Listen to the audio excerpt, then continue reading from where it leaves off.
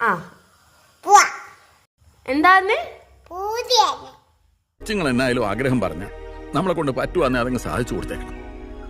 Hi guys, അസ്സലാമു അലൈക്കും. ഇന്നെൻ്റെ അനിയത്തി പറഞ്ഞ ആഗ്രഹം സാധിച്ചെടുക്കാൻ പോവുകയാണ്.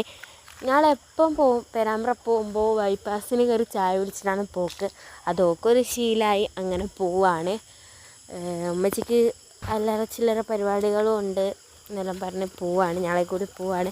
പിന്നെ ഫസ്റ്റ് ഞങ്ങൾ കയറിയത് ഒരു ഷോപ്പിലേക്കാണ്. ഞങ്ങളൊരു കട്ടിൽ വാങ്ങിയിരുന്നു. 2 വർഷമായി. 2 വർഷം മുന്നേ അത് പൊട്ടിപ്പോവലിന് തുടങ്ങി, കംപ്ലൈൻ്റായി. അങ്ങനെ ഉമ്മച്ചി അവിടേക്ക് പോവുകയാണ് ഓരോട് പറയാൻ.